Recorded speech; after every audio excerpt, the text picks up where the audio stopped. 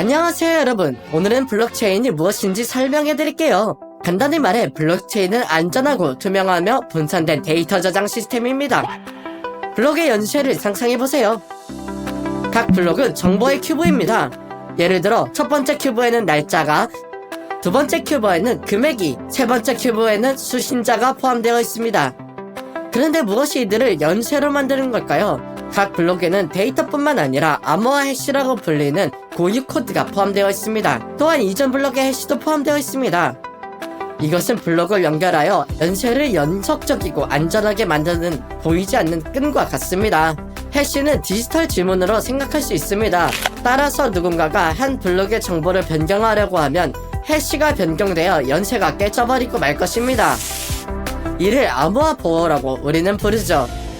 블록체인은 분산되어 있습니다. 이는 전 세계 여러 컴퓨터에 저장된다는 것을 의미합니다. 이러한 컴퓨터를 노드라고 합니다. 누군가 새로운 블록을 추가하려면 대부분의 노드가 데이터가 유효하다는 것에 동의해야 합니다. 이를 합의라고 합니다.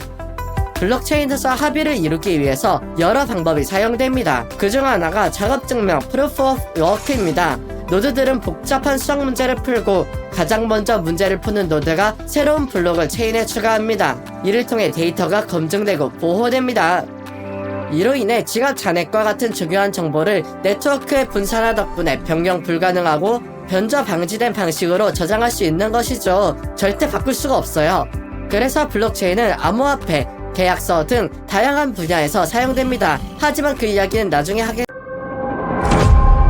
안녕하세요 여러분, 오늘은 암호화폐에 대해서 한번 이야기해볼까요? 땅콩을 사고 싶다고 상상해보세요. 이를 위해 동전으로 결제해야 하죠.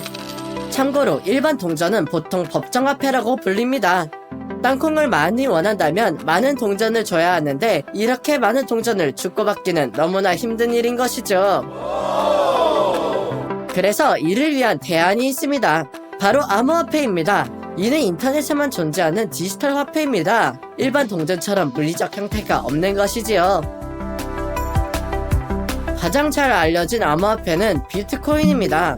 하지만 이더리움과 같은 다른 많은 암호화폐도 있습니다. 각 암호화폐는 고유한 기능과 용도가 있습니다. 예를 들어 땅콩이 많은 아프리카에 있는 친구에게 이 코인을 보내고 싶다고 생각해봅시다. 하쿠나 마타다. 아주 많은 땅콩이 말이죠. 현실에서는 중개자가 은행입니다. 국제송금 서비스의 경우에는 암호화폐 송금 수수료보다 훨씬 높은 수수료를 부과하게 됩니다. 이는 더 적은 땅콩을 받게 된다는 것을 의미하죠. 참고로 거래 수수료는 우리는 가스라고 부릅니다. 암호화폐와 일반 화폐의 주요 차이점은 암호화폐가 분산화되어 있다는 것입니다. 이는 은행이나 정부가 이를 통제하지 않는다는 것을 의미합니다.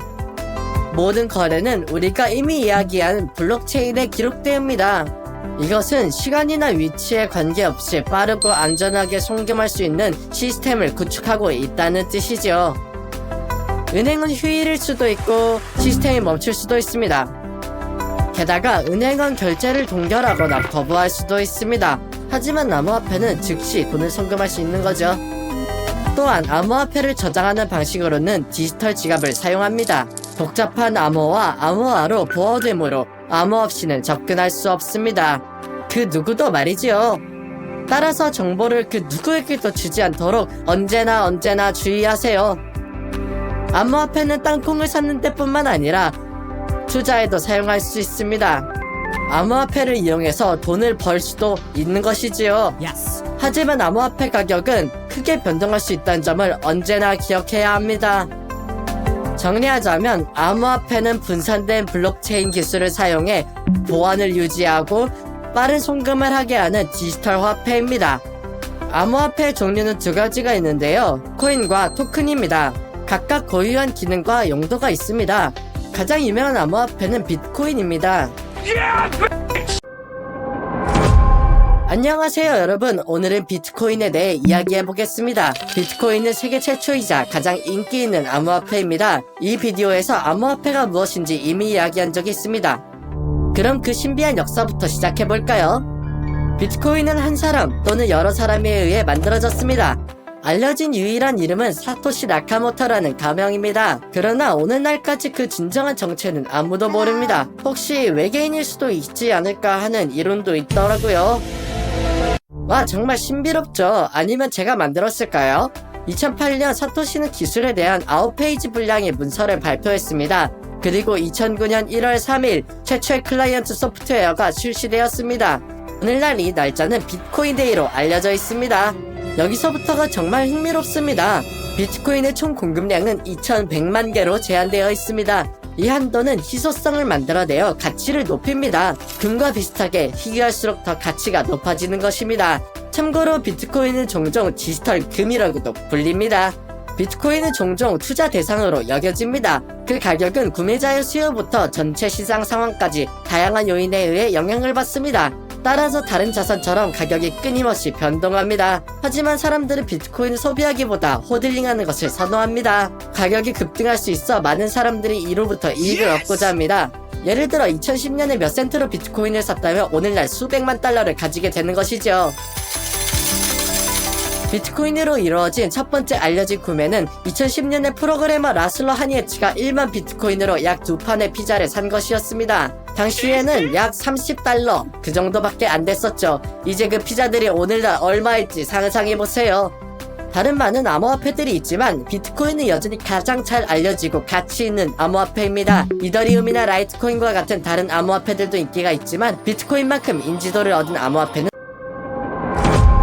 안녕하세요 여러분. 오늘은 암호화폐를 채굴하는 환상적인 방법에 대해 이야기해보겠습니다. Proof of Work에 대해 이야기한 적이 있죠. 오늘은 그것에 대해 깊이 알아볼 것입니다. 맞아요, 바로 채굴입니다. 채굴은 새로운 디지털 코인을 생성하고 블록체인에서 거래를 검증하는 방법입니다. 최근에 이것에 대해 언급했었죠. 금채취를 생각해보죠. It's a hard day's work for these gold miners.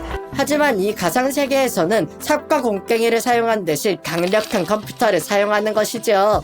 어떻게 작동하나요? 채굴자들은 복잡한 문제를 해결하여 블록체인에 새로운 블록을 추가합니다.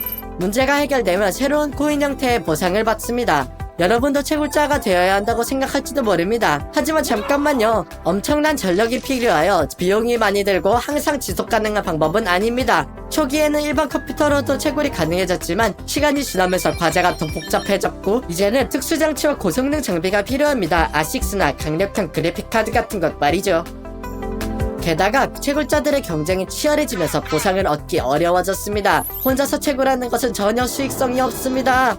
그래서 채굴자들은 풀을 만들어서 협력하고 보상을 공유합니다. 마치 저와 제 햄스터 친구들이 함께 땅콩을 더 빨리 찾기 위해 협력하는 것과 같아요. 하하, 함께하면 강하거든요. 그럼 왜 채굴이 그렇게 인기가 있을까요? 간단합니다. 첫째, 디지털 코인을 구매하지 않고도 얻을 수 있는 방법이기 때문입니다.